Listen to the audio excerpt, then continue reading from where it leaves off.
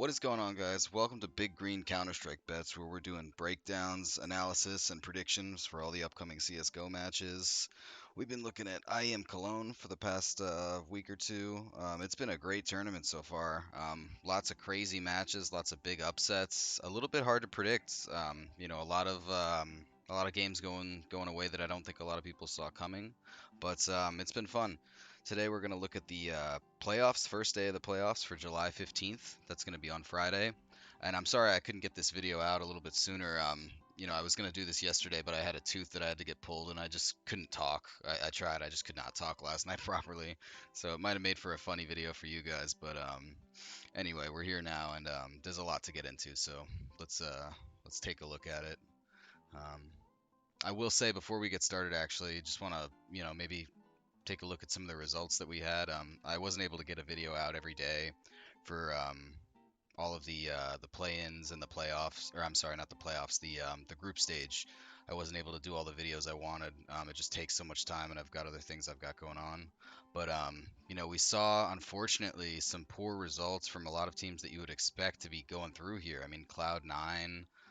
Oh man, it was hard to watch, and to be honest, I didn't watch a lot of it because I could tell, the 2-0 versus Astralis or 0-2 versus Astralis, and then the 0-2 versus Liquid. It's just like, what is happening, guys?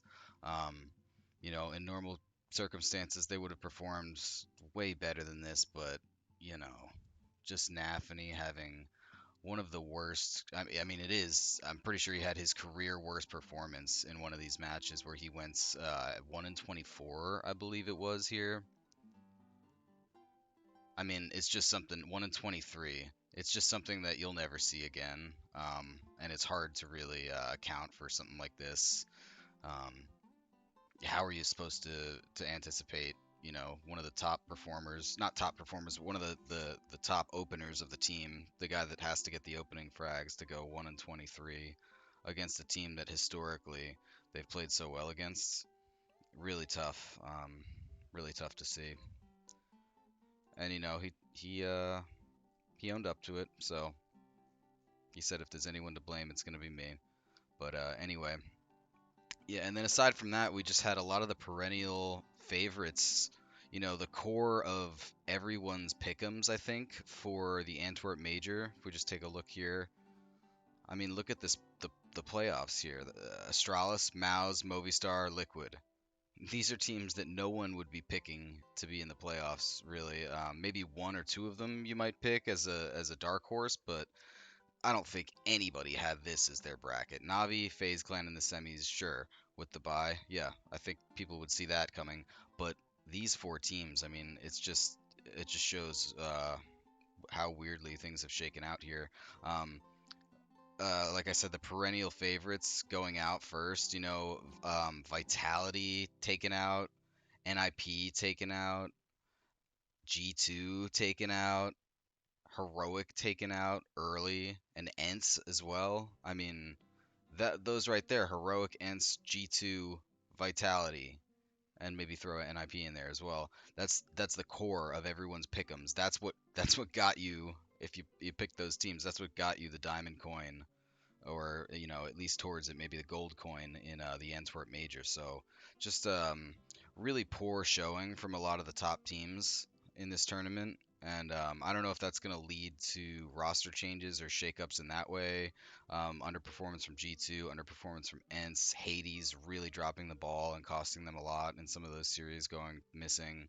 Um, Heroic having issues, role issues with Yabi, which it looked good at first, and I thought that was going to really work out. But then as they got into the best of threes and some of the more involved matches, you could see that there were just issues going on there, and a lot of the system play and a lot of the teamwork that they had built up with Refresh as their fifth man, and they'd been together as a five man for an extremely long time.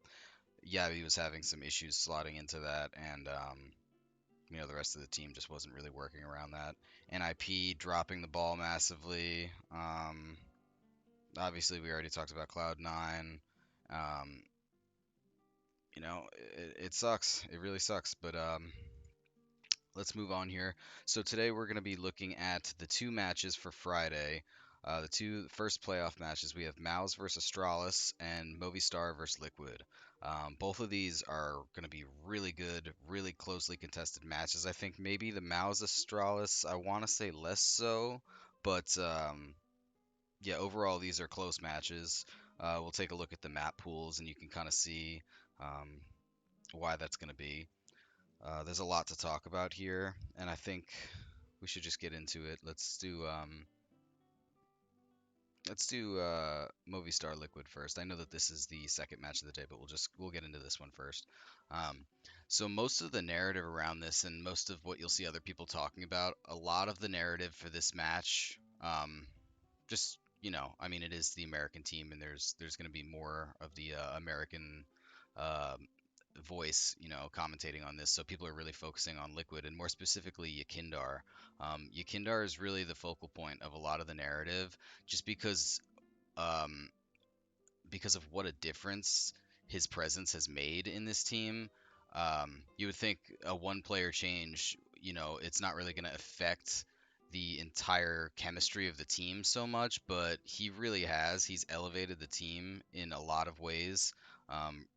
Not just from his play style, like his contributions, but aside from that, he's really altered the way that a lot of the other players have played their roles. He's altered a lot of the roles that they are taking.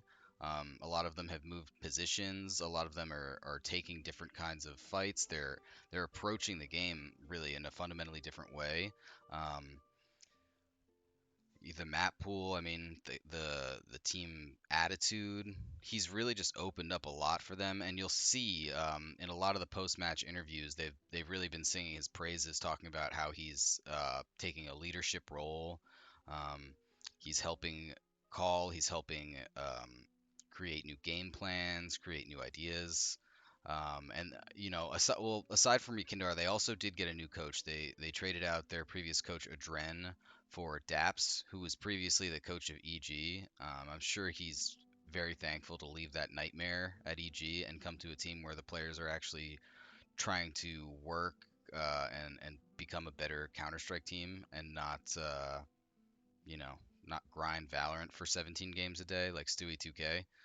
Um, so Daps had a little interview where he talked about some of that, and we'll just take a listen to this so you can get an It's idea. been a pretty Sorry if hard that's fought sorry about that. run in general here at Cologne. You guys have made it through to the playoffs, so initial reaction, really.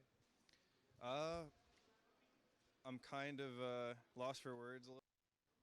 Super excited, but also I knew we could do it. Just if we could keep our mental good, just like we had in scrims prior to, and um, I mean, it feels amazing. Now, this was kind of again, hard fought against Furia, especially. Another overtime, it feels like you didn't really make things easy for yourself. You had the chance to close it out in regulation, against a pretty low buy. Didn't really work out. Talk me through that last, stretch of rounds. How did you manage to close it out?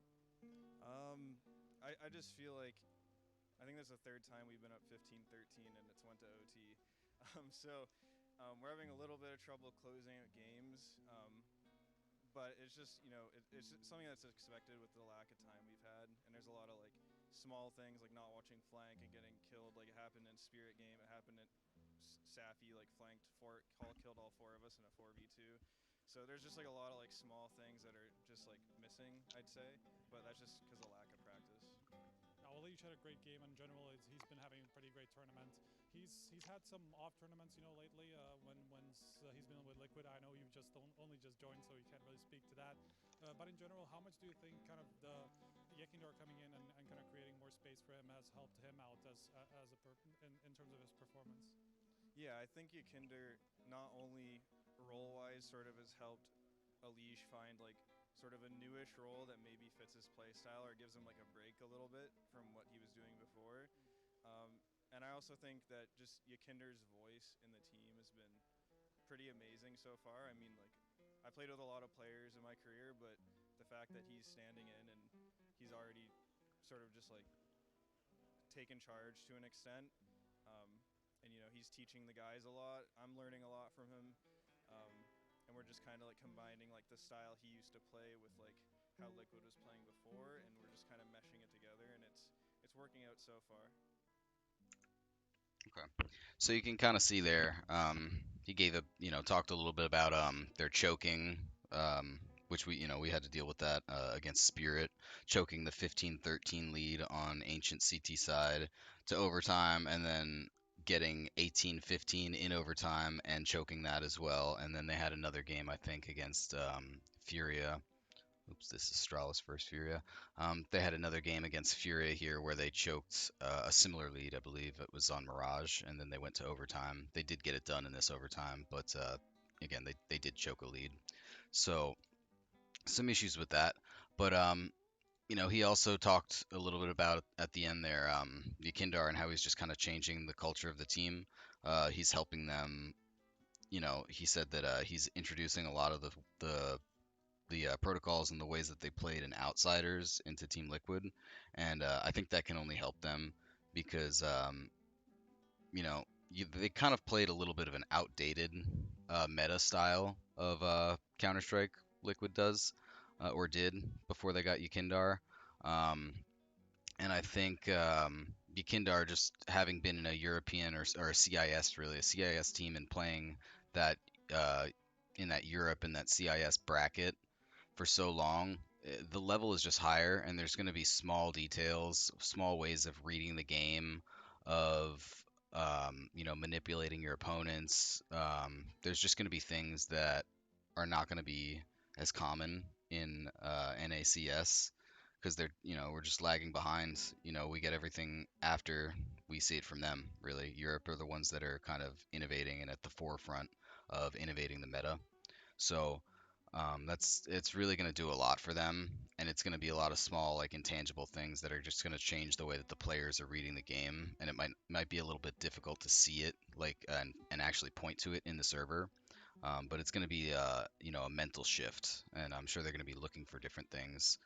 Um, I've also heard that Ikindar is calling a lot mid round.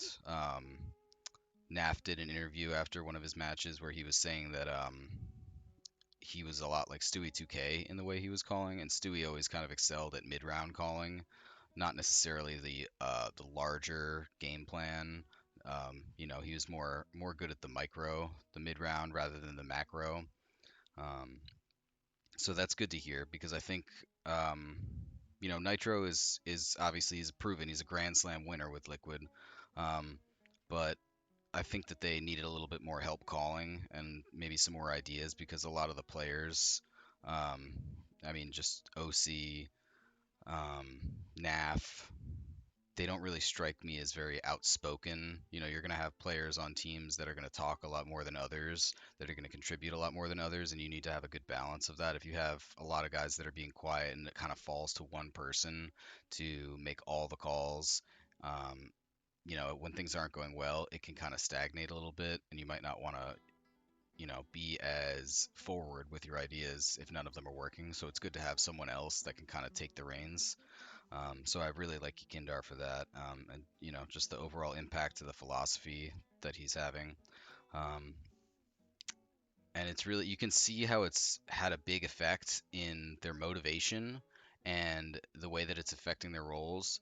Yakindar mentioned in a post-game interview that all the players on Liquid have had over 150 hours or more in the past week, um, which seems insane. I don't, it's possible, but um, you know, I could believe it maybe if it were like 100 hours or maybe it was like one of them or something. But regardless, the moral of the story is that Liquid are grinding right now, and having a player like a Yikindar added to your team is going to give you that motivation to grind. It's gonna you're gonna feel that a lot more is possible now. Um, so that's really good that he's motivating them in that way where they're playing a lot because a lot of tournaments where teams look unstoppable, you'll find that that's kind of what happened. A lot of the players were just grinding um, and just peaking right before the tournament. Spirit did that in the when they had their little insane run at the major and almost knocked out FaZe, who ended up winning the whole thing. A lot of them had insane hours. I remember Dexter saying that they had 100 hours, whatever. Um, So a lot of times just grinding like that is really going to put you in a good spot to peak right before whatever tournament it is that you're going into. Um, Also, we can take a look here at Elige. I think he's really been enabled since Kindar was added. I don't know if that's because he's been able to free himself up from calling. I think Elige is a very vocal player and a very emotional player. You can see that he's clearly um, invested and he's bothered. He's happy when things are going well and he shows it, and he's bothered when things aren't, and you can clearly see that as well. Um, and I think that he previously felt a lot of pressure to call and to correct what was going wrong when things kind of went sideways. But I don't know if that's really his strong suit. He's one of the best riflers in North America, and he's always kind of been in the running as best NA player of all time. But his form has definitely suffered. I think in the past year, he hasn't really shown us why we would think that. He's been kind of middle of the pack, a lot of really poor performances. I remember he had like an insane bad performance a few months back where everyone was memeing on him, and he was able to kind of laugh it off. But like the that's where he's been kind of residing. He hasn't put up those star performances in quite a while, so I think that Yakindar taking the reins and being able to help Nitro and help Daps has really freed Elige up to just focus on his game a lot more, and I think that's really benefited him. I mean, you can see in this match versus Furia here.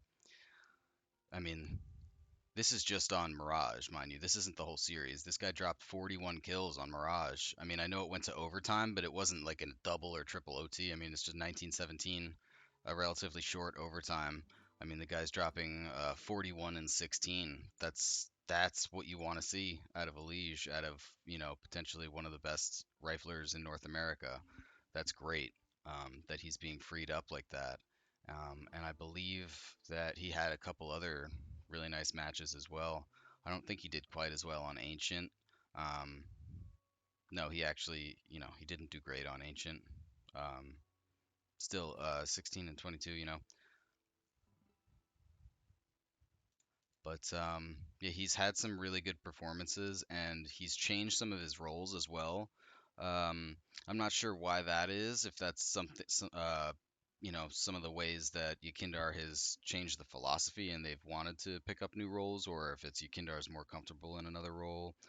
But Elige is definitely lurking more, especially on like Overpass and Mirage. I think he was playing in Connector now on Overpass, which he's never done before, and he's playing B on Mirage, where I feel like previously on Mirage I've seen him as the connector player, um, or the A player, but yeah, he's having a lot of success in these new roles, and I think it's serving him well. It could just be like the change, just freshening things up, all of it. Just the moral of the story is Yakindar has really brought a lot of life into this team, motivation wise, uh, firepower wise, strat wise. Um, and it's really nice to see North America doing well again, really Liquid doing well again, a team that should be contending for tournaments. That's, the pedigree of this team, they're champions. So it's good to see. If you want to focus more in the onto the map pool here, and we've only talked about Liquid. That's really the main narrative here that a lot of people are going to be looking at. Um, there's definitely plenty to talk about here with Movistar Riders, but it's a lot less straightforward. This team is kind of a mystery as to um, why they're doing so well in this tournament. It's funny, they're a lot like Copenhagen Flames in a way, and by that I mean you know, once the big tournaments come around, they're very good at peaking and performing to this insane level, overperforming really in these important tournaments. But then once it comes back to the normal circuit and they're playing, the smaller cups, the pinnacles, and those types of things, they look, middle of the pack. They'll go out, relatively early, and it won't, you know, they don't they'll lose 0-2 to Apex. They'll lose 1-2 to Finest. That type of thing. Where you're like, what happened to that team that was beating Vitality twice, beating G2, and then they're losing to Falcons, they're losing to one win, but then once the chips are down, and it's the big game, they're they're killing it. They're smashing. So it's and Copenhagen Flames did the same thing. They'd go and play these tier two cups and they'd lose, easily to like Wisla Krakow or something like that, and then they go to the major and they're knocking out top teams. So it's one of those teams again where I think they play to the level of their opponent a lot, but Movistar, aside from that, they're really peaking right now. I mean, they're in top form, and I don't know if they're going to sustain this after this tournament, but props to them for figuring it out, for figuring out how to be on top when they need to be. Uh, and again, I haven't really seen a lot of people that could pinpoint exactly why Movistar are playing so well right now. It's really just seems like a teamwork thing. I mean, that sounds like you're not really saying much when you say that, but none of the players individually are really like hard carrying or anything like that. I think everyone is just kind of performing to their ceiling or overperforming even. And everyone is just really doing their job well, and it's just allowing like it's a five man, it's a team carry. Like they're really just hitting their stride and getting the jobs done. Sun Pius isn't the flashiest opper. He's not doing insane shit. Like, when you watch him, he's good, but it's not like he's, hitting like simple shots or like Monacy shots that are like, jumping off the screen. He's really just where he needs to be and he's not missing. That's really a key factor is like he's not missing the easy shots. He puts himself in a position to get frags and he gets them. He doesn't pass up on a lot of those opportunities. And when you do that, I mean, if you're putting yourself in the right positions with the op and you're hitting the shots, you're going to end up with a highly rated and you're going to have a lot of impact on your team. And that's what he's been doing. He's just really been solid for them, especially on maps like Inferno. I've seen him have a lot of good performances there. Um, Mopaz, he's another one that kind of sticks out to me. He's really taking a lot of initiative on a lot of the maps, and he's opening up a lot. He's getting a lot of multi kills, and yeah, this guy just isn't afraid to just take space and make things happen. Um, you know, I believe Alex is the IGL, and he's been calling very well. Um, and then Deaths and Davi G, they're having the odd round where they get a multi kill and they keep the round together, doing what they need to do, just being solid. Yeah, I mean overall they're just really solid teamwork, good spacing, really good trading. They're always in a position to finish a kill. If someone gets killed, they're always in a position to trade, and they hardly ever waste trades like that. Um, and it's hard to solid play like that is hard to beat when there's not really one player or um, one factor that you can neutralize or that you can pinpoint to try to exploit. It's much harder when the entire team is just solid to kind of break through and to kind of shut that down. So it's good to see from them, good to see from Spanish Counter Strike, which historically has not been represented too much. So um, sorry, let's take a look at these maps, the map picks here. Let's turn this down a little bit. Okay, so as far as maps go, we're going to have, this is obviously a best of three. I don't think I even need to really say that, but Liquid are gonna veto Nuke. Um, no surprise there. Movistar are gonna veto Dust. Um, and then from there, I think Liquid are gonna pick. It's open to a lot of different things. Movistar has shown good results on everything really. You know, Overpass is their weakest map for sure, but it's also a weaker map for Team Liquid. They had a really poor game on it against Spirit, I believe it was, where they had picked into Overpass. I don't know if they're gonna do that again. Even if it is a poor map for Movistar, they just they haven't figured it out yet. Um, so I think that Liquid are gonna pick Mirage, Ancient, or Vertigo. I know, it's a lot of maps I just named, but Mirage has been okay for Movistar. Hasn't been bad. Hasn't been great. Um, Vertigo is kind of the same way for them. Liquid historically liked to play Vertigo, but they've had mixed results on it. Mm, and then Ancient as well. It's Liquid like to play Ancient, but they've had mixed results, and same with Movistar. So there's none of these maps they have either team has a massive advantage on. Um, but I would lean towards maybe Liquid picking Mirage, and then I think they should pick Ancient otherwise.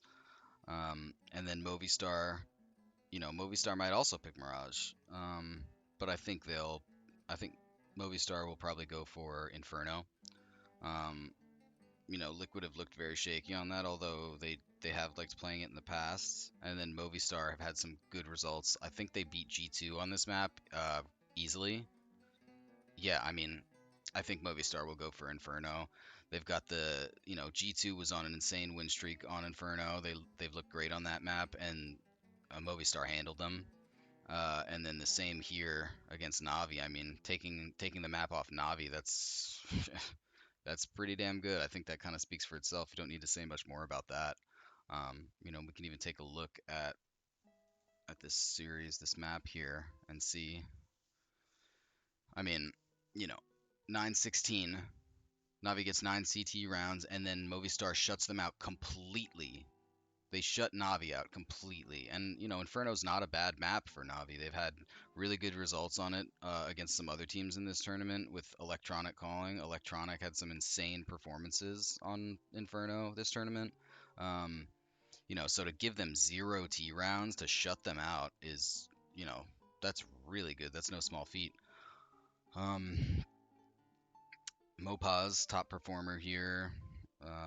A little surprised to see. I mean, I guess that makes sense. Sun Pius dueling against Simple here, so he would have his numbers lowered a little bit.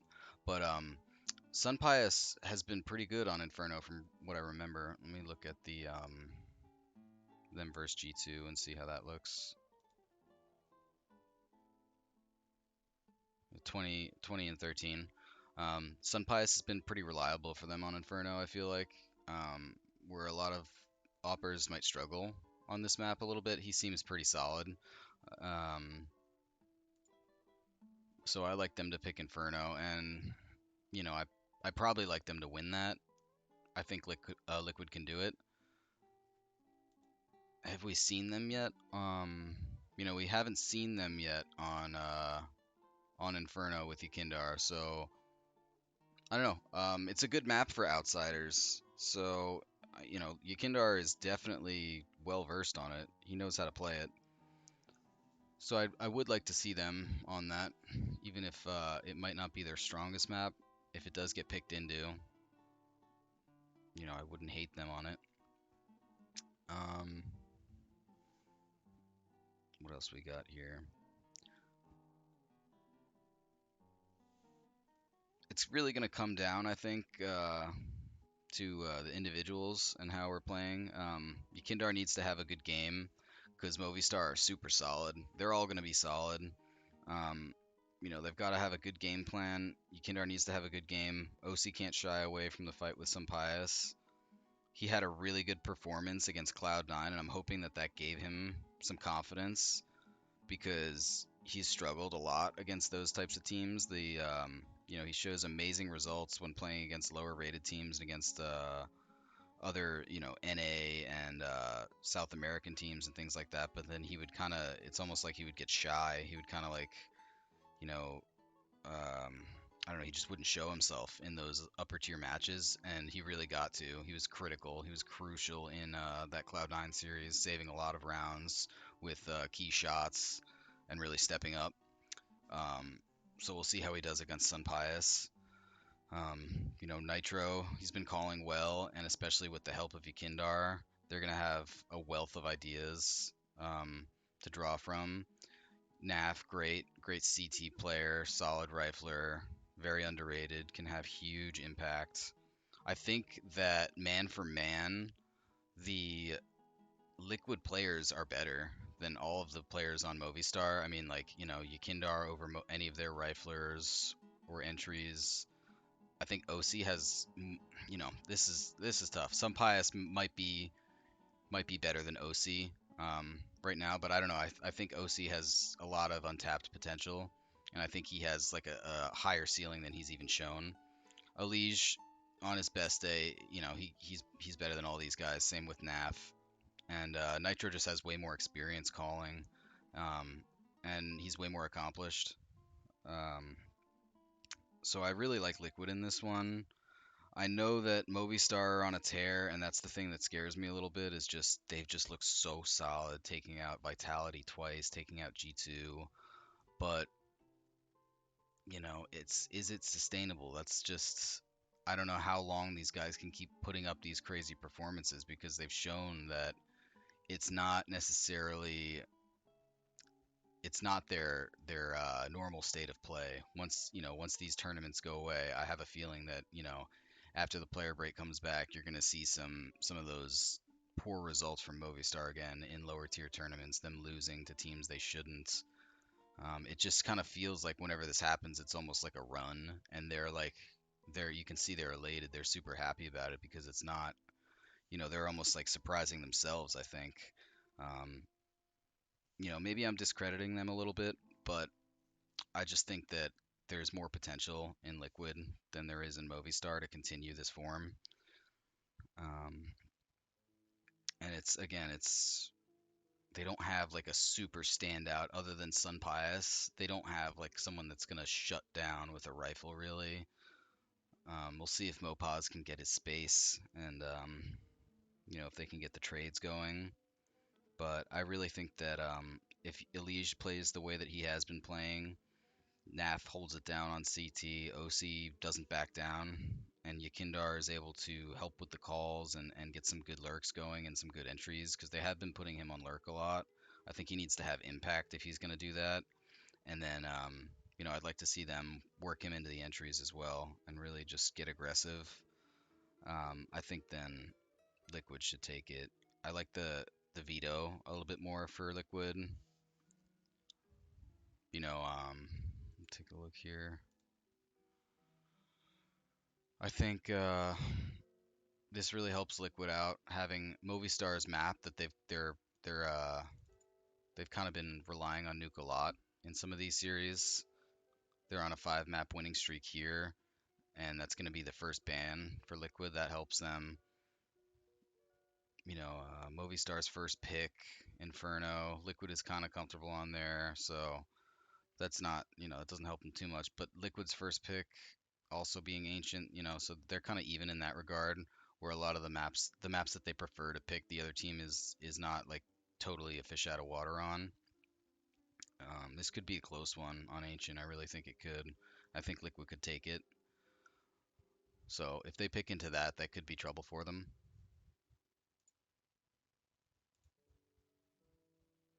Yeah, overall, I like the way that Yukindar has changed the culture of this team, and I believe in Yukindar. Um, so I'm gonna take Liquid in this one. I think it'll be close. I think it'll probably be over 1.5, or I'm sorry, over 2.5. I keep saying 1.5 in a lot of these. I don't know why. I think it'll be over 2.5 maps, and those have been pretty good to us. Most of our over bets have hit. I think all of them have. I'm not saying this one will, but I think it should be a close match. I don't really see either team 2-0ing. I think Liquid is looking too strong with the addition of Yukindar to get 2-0'd, and Movistar as a unit have looked too solid. So I think this might be one of those close matches. We might get a 2-1 either way. Mm. Take a look at Movistar's results on Mirage here. It's been a little bit mixed. They stomped Vitality on it. Again, hard to take anything from that really because Vitality is so mixed themselves. We've got a loss to one win before Cologne, and then we have the loss to Navi, which doesn't say a ton. Um, I will say though, Vertigo, if it goes to Vertigo on the decider, I don't know. It's close. I would favor Liquid slightly again, just because Movistar have had a little bit mixed results on that on Vertigo. They've been good on it in the past, but I don't know, they've looked a little bit shaky. Um, you know, G2, it was their pick against G2. G2 gave them a run for their money. I wouldn't say this is super close, but it's not a stomp by any means. 12-16 for Movistar. Then when they played against Vitality, it was another somewhat close match. 16-13 for Movistar. And then when they played Vitality in the rematch again later in this tournament, they got stomped on it. It was their pick. They stomped Vitality 16-4 on Mirage and then went to their map pick looking for the 2-0, and Vitality completely destroyed them 16-3. They got 3 rounds on T side and 0 rounds on CT side, which is a little bit strange. Um, so that's something to look out for if it does go to Vertigo. Um, this could turn.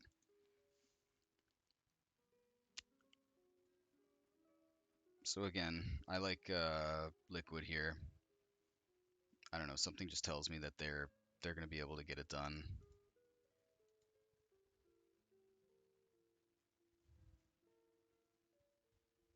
I think they're pretty close in the head-to-head. Maybe Liquid. Yeah.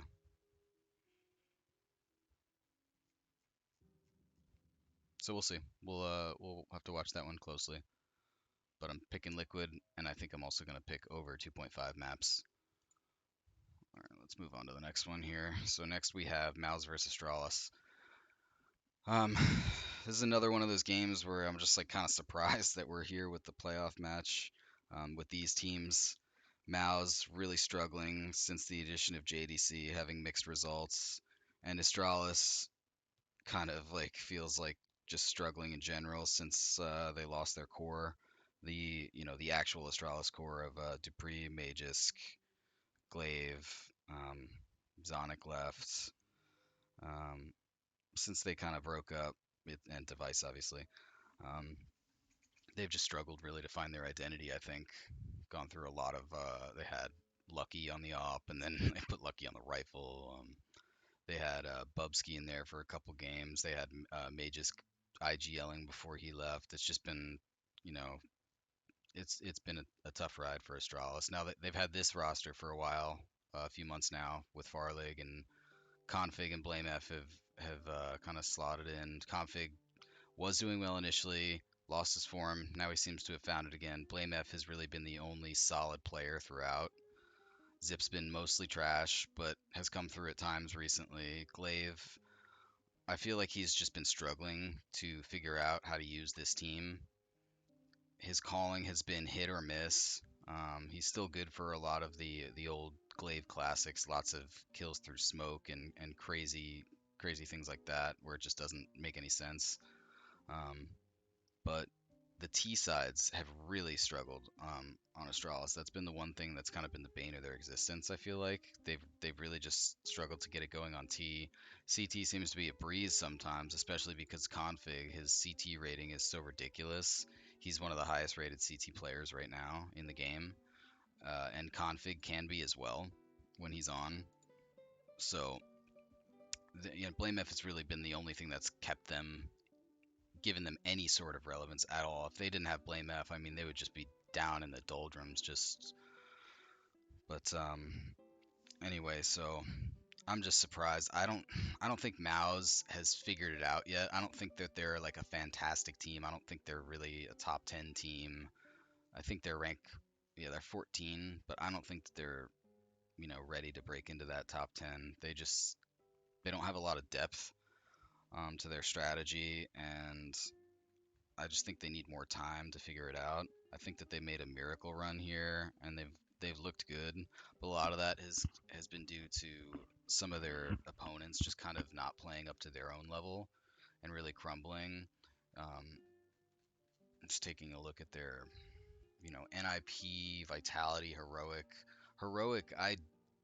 That was just, I don't know what happened in this match. They've been having issues with the rolls, and they definitely choked this one. I think that they were up like 2-13. How do I get to this match here? On one of these sides, they were up an insane, okay, a 12-3 for Heroic on the first map here. 12-3 on Vertigo. They needed, 3 rounds for overtime, and they just could not do it. They choked this one badly. Okay. And then they ended up just choking the series after that. I think that affected them mentally, not being able to close out that 12-3 game. So they got gifted that match. Vitality has been really hit or miss, and that was a close one. NIP as well. I think they had an insane comeback. MOUZ did.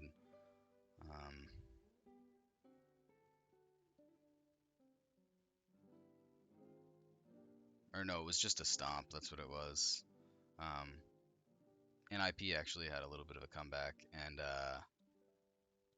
MOUZ just got stomped, or NIP got stomped on the last match by MOUZ. They just crumbled completely. So again, that's like one of those where, NIP is getting 3 rounds in this game. Does that tell you a lot about MOUZ or about NIP? It's hard to say, but I just don't buy that MOUZ is a top team. I haven't seen anything from them that really it shouldn't be working on other top teams. None of the things they're doing. The only thing that MOUZ has really going for them, I think, is that they have like an insane T side, which is very strange, but I think they have the highest T side rating in this tournament right now as far as T rounds won, and they just look crazy on their T side.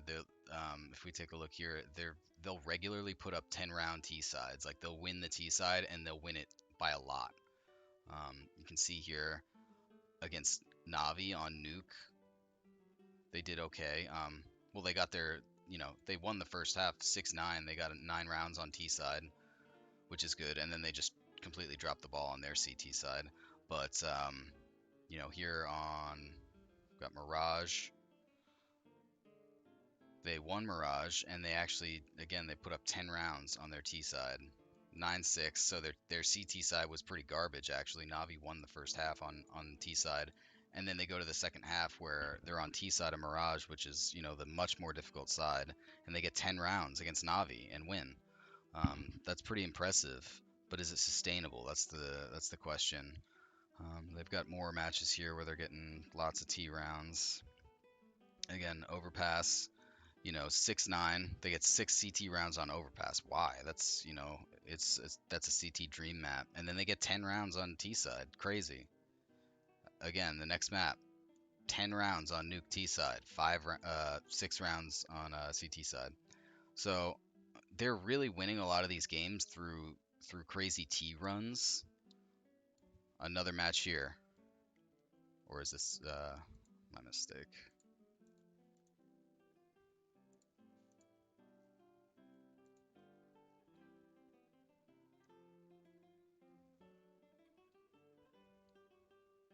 Yeah, the Inferno, 10 rounds on T side. So they're winning a lot of these by T runs, which could be negated by Astralis, just because Astralis has such an insane CT presence in Blame F. I mean, this guy is the boulder. He's the wall, man. Like, he just is going to go off on CT side. So I'm a little bit worried about that, about them relying on their T sides against a team like Astralis, who thrives on CT side. They might cancel each other out a little bit. And, Astralis does struggle on T side. So if they manage to get at least a decent haul on their T side, MOUZ that is, they could end up converting that just through Astralis not being able to get anything done on their T side.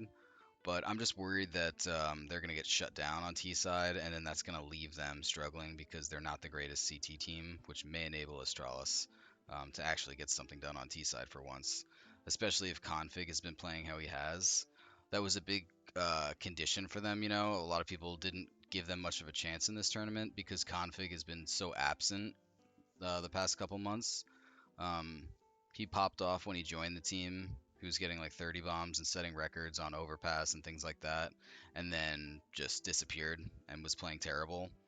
But then since Cologne, he's just had great matches. A lot of these Astralis matches have been carried by him, and we mentioned that in some of our previous videos that if when we were going over Astralis matches, that if they wanted to win certain matchups here, they would really need Config to step up, and he definitely has in this big match that they played.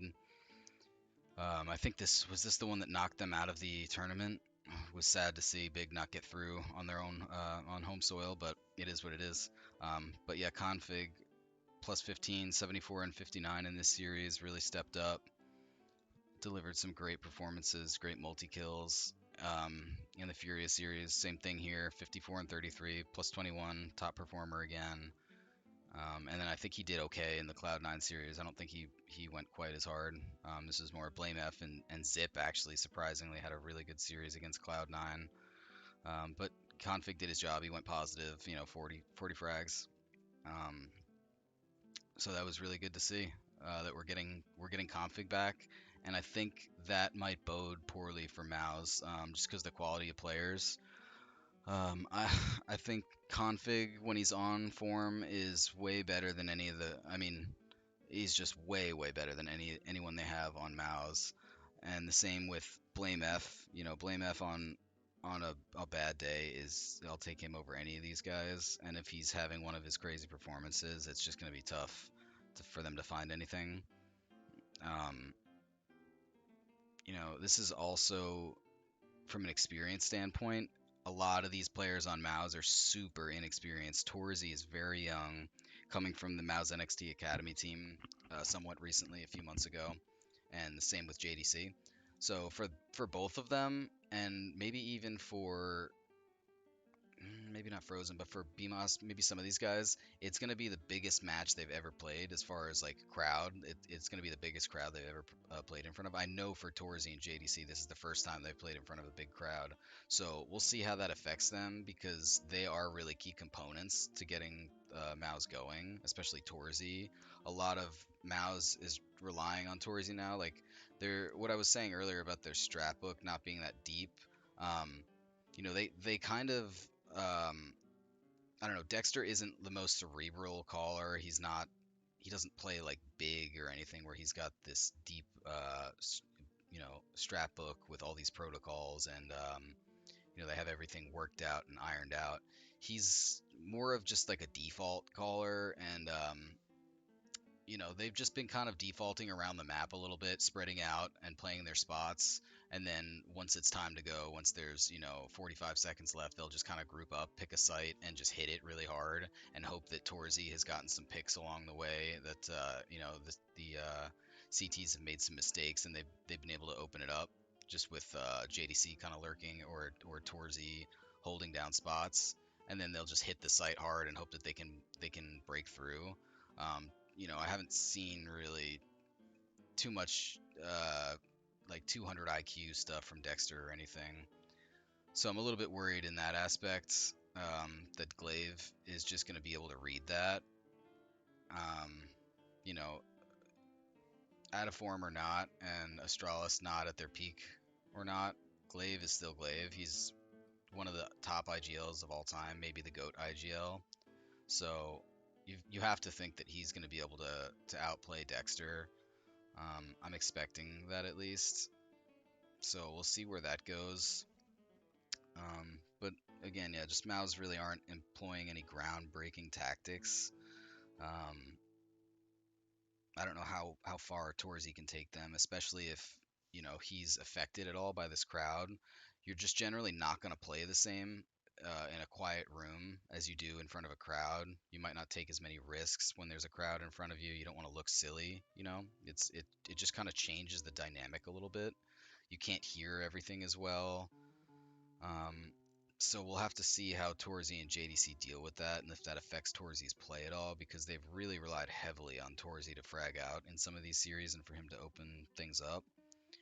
Um, I just don't know how sustainable it is.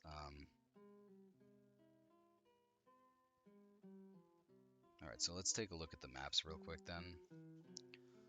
MOUZ is going to ban Dust 2. I believe they have banned Overpass as well. We'll take a look at that in a sec, that they have a high first ban percentage on Overpass. But I think Astralis being a 7-map team, it's not a great percentage for them here, but they do play Dust and they are fine on it. Like, I've seen them beat big on it. They 43% is a little misleading. They can't have good results on Dust.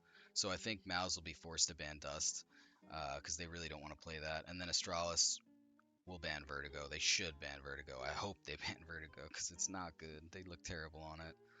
So Astralis ban Vertigo. MOUZ, I think, will pick Ancients. Although, again, that's kind of, they have to be careful because Astralis were the best Ancient team in the world a few months ago, and they do know how to play it. I don't think I've seen them play it since the Ancient changes where they shut down front temple and they opened up mid jump up, the heaven area, like the boxes where you jump up. They got rid of that big box stack in front of Jaguar and kind of opened up that whole B lane.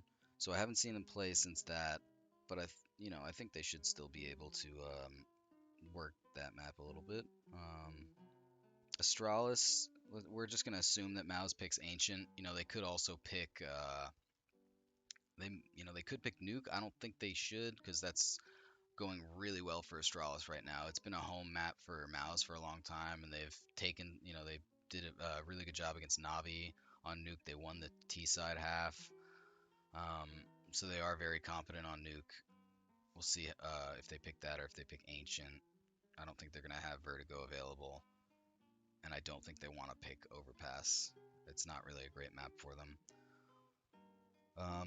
So assuming that they pick Ancient or Nuke, I think Astralis is probably going to pick Inferno or Nuke. MOUZ has shown some weakness on Inferno for sure. And then also Nuke is just such a great map for Astralis right now. Let's take a look at this. It's the first pick for MOUZ, like we said, but Astralis is on a 6-map winning streak. And let's take a look at who they've beaten.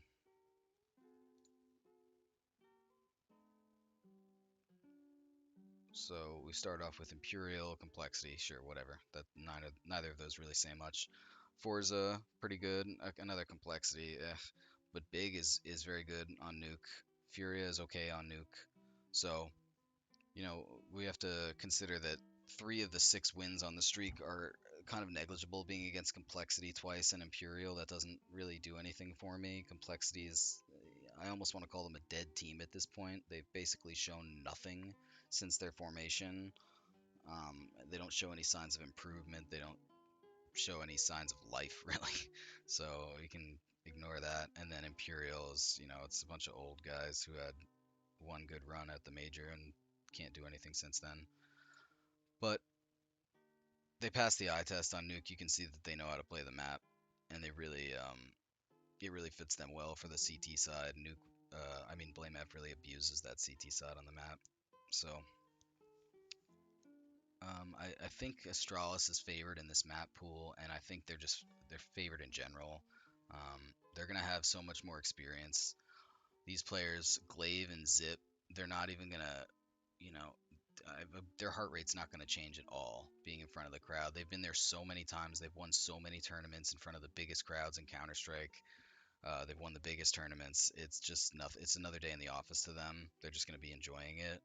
Config and Blame F also, they're not the most experienced players in front of a huge crowd, but since they've joined Astralis, they've been exposed to some insane, they had that blast final in Copenhagen where the crowd it was a sold out arena. It was massive, and they were all just going absolutely nuts for Astralis. And I remember Blame F and Config, you could really see them like soaking that in and processing that. So they've been exposed to this kind of thing. They know what to expect.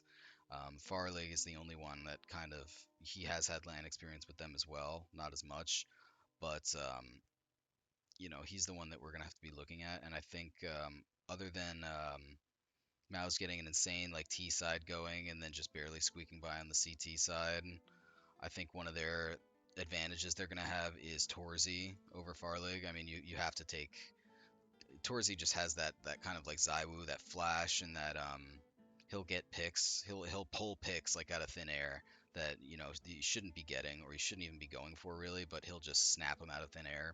He's one of those oppers that really like takes the initiative and can make things happen. He can really open up rounds. He can win rounds by himself. Farlig, he'll show that now and then, but he's a much more passive, much more reserved opper. He's not really going to go out and get the round for you most of the time. I have seen that from him and I liked it when I saw it from him, but it's just not his nature. Torzy is just a much more fiery guy, much more fiery opper on the server. So I will be looking at this, and you know, I think that Torzy should be able to win this duel a lot more often than not.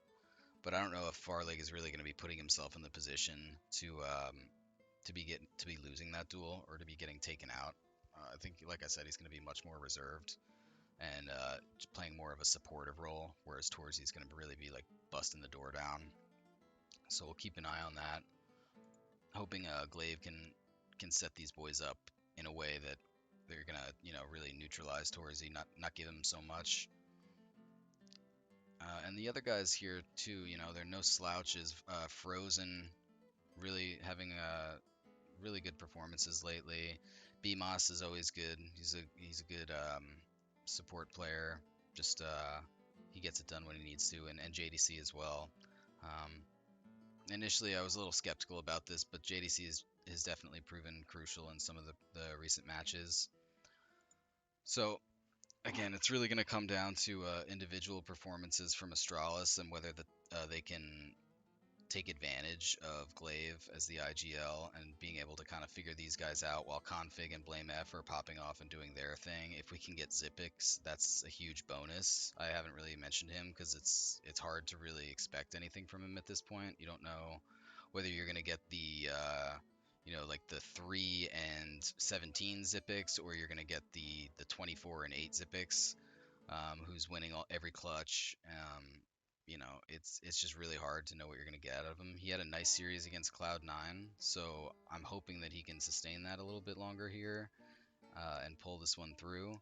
Because if we have Config, Blame F, and Zipix going, then I mean, I really think that this should be smooth sailing for Astralis. Um, Again, I just don't think that Dexter has the experience or the I don't know, the depth as an IGL, maybe I should say, that Glaive has. I think Glaive should really just be able to call around him. And as long as Torzy doesn't get too activated, I just don't see how MOUZ wins this one.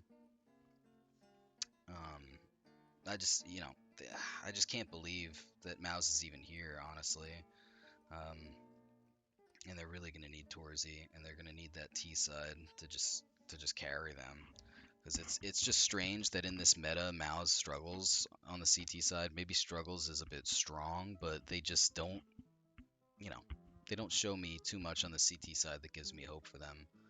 Um, you know, Dexter has had a lot of good players on this roster, and he hasn't been able to turn MOUZ into a top team yet, so I don't see why he would now. He had ROPS, and he for a long time, and he couldn't get anything going with ROPS. That's it's a little bit of a red flag that we couldn't use ROPS properly, because that should, any team with ROPS, you should be able to get some good results with. You should be able to win a few tournaments at least and place uh, decently, like kind of regularly with him. So we'll see how MOUZ do in front of this crowd. We're going to be paying attention to Torzy and JDC and watching for their play to be affected by this crowd and see how it goes. You can rely on these guys to play their game and not be affected by the crowd too much. Um, and then I favor Astralis a bit in the map pool here as we went over. Um, especially if it goes to a decider. I just think Astralis are just gonna have a heads up, a one up in the pressure. They've been here so many times. It's just nothing to them to be in front of a crowd like this, a big pressure match. MOUZ isn't really expected to be here, so that could take some pressure off them as well, just because they've already kind of accomplished, I'm sure, like what they expected of themselves. So they're just going to be playing their game. But I just think Astralis is going to have a better game. I just have to believe that a team with a pedigree like Astralis will have they'll have protocols to anti-strat this. MOUZ isn't doing anything too complex, so they should have looked at this and kind of figured out what they're doing. Um, I just like Astralis here. We've got them. They've only played twice recently, and they're 2-0 Astralis. Doesn't say too much, but it is, two of the best maps for MOUZ. I've already, you know, taken them on pretty comfortably, both of them. So give me Astralis here. I don't know if it's going to be a stomp or a close match. I could see it going 2-0, but yeah, give me Astralis.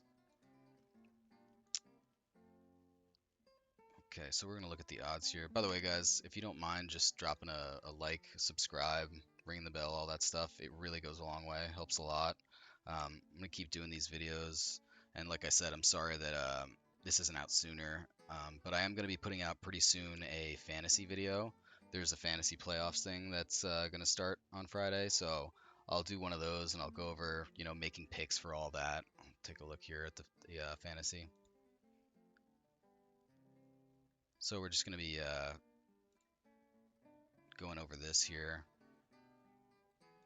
We'll pick players. We'll go over what's a good pick, what you need if you want to place highly. A lot of people just do this for fun, but really there's certain things you want to look for when you're trying to place highly here. There's a lot that goes into it too with the boosters. You got to think about what role you want. There could be a player that gets a lot of kills or gets a lot of points, but he has to really fit a role because you need these roles to hit during most of the matches if you want to place well. So we'll go over all of that. That should be coming out today as well. But yeah, just drop a like, subscribe, all that stuff. Appreciate all the support so far. Let's take a quick look at the odds and then let's get out of here because we're already over an hour. So we got Astralis minus 125, MOUZ even, Movistar minus 125, Liquid minus 105, basically even. So really close odds on both of these, and it's kind of how it should be. We said that these are close matches, and it's kind of hard to predict. It's more of like a lean that you get either way. I'm really I think it's worth a shot on Astralis. I think it's worth a shot on Liquid. If you're feeling cheeky, maybe you can parlay them. It's not really going to give you too much. Plus 251. Maybe throw a little bit on there, 0.25 units or something. But I would probably just take straight bets on Astralis, maybe a straight bet on Liquid, and then also just play the live odds. I wouldn't really go for like map bets here, like bet like Astralis 2-0 or whatever. It's just that these can go either way. I do like the over 2.5 in this, especially at plus 105. I feel like if you can get plus odds on this, that's pretty good. A lot of people are expecting Movistar to really roll Liquid, I think, and maybe they will, but I don't see that happening. I think that their mental is going to be much improved. They're going to be a lot stronger with Yukindar. Yukindar coming from outsiders, which is they're like the king of overtimes. They have so many close matches, and they would just never get phased. They were really one of the hardest teams to put away. I don't know if that's going to stay like that now that outsiders have had 2 roster changes.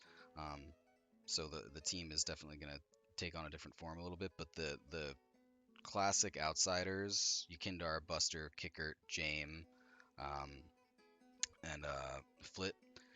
I mean, those guys, it was hard to kill them. Those are hard guys to kill. You'd have tons of games going to overtime, tons of games going 16, 14, comebacks, all that stuff. So I really like them to have some resilience here, Liquid that is, adding Yukindar. I don't think they're going to have as many mental breakdowns as they would do in the past. With someone like Stewie, who's like super emotional but not in control of those emotions.